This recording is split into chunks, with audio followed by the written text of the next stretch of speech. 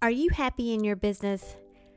Now, I have had my share of emotional ups and downs in my 20 years of being a solo entrepreneur coach. And the patterns I've seen in myself and in my clients is that those downs are usually when I was personally feeling unfulfilled. Sometimes it was because a launch that flopped, and sometimes it was just life and had nothing to do with business. But those ups, oh boy, those are the times when I was feeling my most authentic and completely aligned to my purpose, or when I just felt like I was rocking that work-life balance. I would be thinking I could do this all day long and never feel tired. One of my loves is sharing what works for me and what has been working for my clients to achieve this very feeling, full of passion, happiness, peace, and freedom. So I decided to create a private podcast for coaches. Maybe you just want to develop better communication skills that boosts engagement, leads to better results, and makes you feel like you're actually making a difference in the lives of the people you serve. Then you're invited too. We talk about this and more in the UBU private podcast for coaches. Whether you're a mentor, a parent, or run a client-focused business, coaching skills benefit everyone and anyone who wants to communicate in a way that builds relationships. Fall in love with your life and business again. Click the link in the show notes for your invitation to join us right now. Then come back and enjoy this episode. Wow, today is already step 4 of the Communicate to Build Relationships 5-day challenge, and this has gone by so fast. If you haven't listened to step 3, I'm going to say it again. Go back and do that because each step builds onto the previous step. And I don't want you to miss something and risk it not clicking for you during this challenge. So again, I am Jen, and this week in the challenge, you've been learning how to have meaningful and productive interactions with the humans in your life. And you're here in this challenge maybe because you were feeling flat, like you were just going through the motions of your business, or if we're really honest, the motions of life, right? You realize that you're not connecting with people despite your attempts, and it's leaving you feeling lonely and invisible. Well, no more. This challenge is here to give you the skills step by step to communicate better so that you can build relationships. Now, I got a lot of feedback from yesterday's task from, I was really surprised how well that worked, to, it was kind of awkward, but I did it anyway. And I even have a really great story that I want to share later on. Now, if you haven't posted your challenge task or let me know in an email or DM that you did it for step 3, go ahead and do that, because as your coach this week, it's my job to help you help yourself stay accountable. Now remember, every time you participate, you get another entry into the drawing. And yesterday, I threw in that bonus. So when you do all 5 steps in order, I'm going to throw in a bonus entry for you. Just because I can and because I care. I care about your progress. So far this week, we have talked about your personality paintbrush, the 3 things we accidentally do that frustrate others, and how to manage different pace styles. And today, you're going to learn how to get someone's undivided attention so you know they are listening to you. Now, I'm about to launch a truth bomb. So if you're multitasking right now, put it down and listen to what I'm about to say, because this is something you need to hear. Now, are you making eye contact with my podcast thumbnail right now? Are you ready? Here goes. People don't care about paying attention to you. There, I said it. Ouchie. Now let that sink in, because the sooner you let that sink in, the sooner you can let that expectation go. People don't care about paying attention to you. This is best illustrated through the eyes of my teenager. My teenager, Ryan, my younger teenager, he was sitting on the couch, and I stick my head around the corner. I'm in the kitchen, and I say, "Hey, Ryan, I need you to go walk the dog." And he says, "Okay." Crickets. I peek again and he's still on his phone. I say, Ryan, I need you to go walk the dog. And he says, just a minute, just let me finish this text.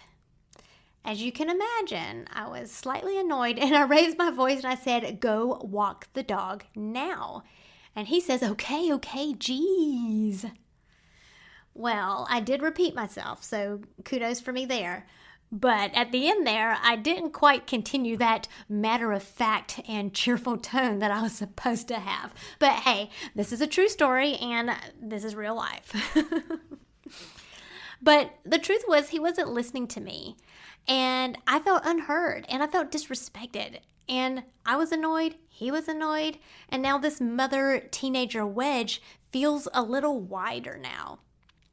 But even if I had been more intentional and maintained that right tone of voice, odds are he still would have been annoyed or felt guilty or, insert negative emotion here. It turns out that he was helping a friend through a situation. And here I was feeling like he was being avoidant, when in actuality, he was just being a great friend. Oopsie. Now let's go back to that truth bomb. People don't care about paying attention to you. He didn't see me, I didn't see him, because we were both caught up in our own agendas. Now this is human nature, so don't beat yourself up over this. Even the most self-effacing, generous, and kind people have their own agenda. It just may be subconscious or be a blind spot, but it's there nonetheless. But I, being the grown-up that I am, must be the one to recognize it first, because in theory, I'm the adult and the more mature one. So, how do you get their undivided attention? So remember how in step 3, I said that when we are validated, we're free to look outside of ourselves and then be able to serve others from our overflow. Go back and review that if you've forgotten. So the only way to get their undivided attention is to make it about them. Now, there are several tactics to accomplish this, but the most basic and easiest to implement right away is what is called mirroring. Now, mirroring is when one person basically mirrors or imitates the behaviors of another person, both verbal or nonverbal. Now, this is a skill that trained coaches are taught in their certification programs in order to build rapport and goodwill with their clients. What verbal mirroring looks like is using their words or describing what you see them doing if they're not particularly verbose. And then nonverbal mirroring looks like matching their energy or their posture or their gestures. Now, what I could have done is I could have sat down next to Ryan on the couch and propped my legs up on the coffee table just like he was doing, and maybe even ask, what you doing, in that teenager language, or sup. And he might say, texting my friends, which then I would repeat, oh, you're texting your friends, which might lead him to open up about his friend's situation. Then maybe after listening to him, I would be able to offer up, hey, while you're waiting for her response, I need you to walk the dog.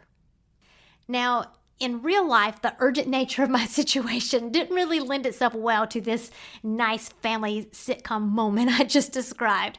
But I like to point out that it is easier to mirror in the moments when it's not urgent, when you're not cooking and the dog is whining at you to go outside. So find those moments where you do it on purpose, when you are more intentional about seeking out moments when you are truly making it about the other person. That's how you're going to be building rapport in those relationships, so that when you do have what might look like an uncharacteristic moment, it's not going to drive a wedge. Oftentimes, it actually has the opposite effect. So by mirroring others, what you're doing is, number one, you're showing them that you're paying attention to them, which makes them feel important, it makes them feel worthy, and it makes them feel useful if they're giving information. It really just depends on their personality, but in short, it will acknowledge them and validate them. Number two, when you validate others in this very simple way, you set yourself up as someone they can trust. And if they can trust you, they are more likely to pay attention to you when you have something to say. Do you have the trust of your audience? And then number 3, over time, as the trust in your relationship gets stronger, you'll actually be able to use mirroring to deliver your message back to them. Now, to be clear here, this is not manipulation. It's about understanding the acknowledgement language that each person speaks. Remember when I said it's kind of like a love language? Now, in the Get Connected course, you're going to be learning the 9 different acknowledgement languages. Yes, they are based off of the Enneagram, but you will not need to know anything about the Enneagram types to be able to start using what you learn in the Get Connected course. Because in true Enneagram Ninja Fluff Remover form, I teach you how to understand personality in a way that will simplify how you connect with others. And truth be told, it is a more ethical way of communicating, since typing other people is one of the ways we keep people stuck in boxes through stereotypes. And oftentimes that leads to the other person not feeling heard and not feeling seen for their true self. Now, you should have gotten an email today with your special offer. Remember, there was a fast action deadline and it ends tonight, so don't miss out on that. I'll be able to answer any questions that you have about it in the implementation session tonight, or you can just reply to that email. Go check in your inbox right now and make sure you've gotten it. So for today, your challenge task will be simply practicing mirroring others and observing their responses. I want you to try to practice both verbal and nonverbal mirroring. Use their words, even if it is literally repeating their sentence verbatim. When you mirror their energy, mirror their posture. Use the same gestures. If they cross their legs, you cross yours. And then just observe. Again, it doesn't have to be complicated. It doesn't have to be complicated, and it doesn't have to be complicated. Now, this exercise works best if the other person isn't also taking this challenge with you, or at least they don't know that they're the subject of your homework today. It'll put you in the right mindset also. So practice this sometime today, at least once, and then post in the group or send me an email or DM letting me know that you did it. And that will be your drawing entry for step 4. So today we talked about the simplest tactic of mirroring to use so that you can get over the fact that people just don't care about paying attention to you, and we need to make it about them. But what if the energy or gestures or words that you are using to mirror them make you uncomfortable or make them uncomfortable? Well, tomorrow I'm going to tell you the tactic that you can use so you make sure you don't inadvertently cross a boundary that can create tension, that over time builds up and will break that rapport you're trying so hard to build. But for now, practice your mirroring all throughout the day today and let me know that you've done it.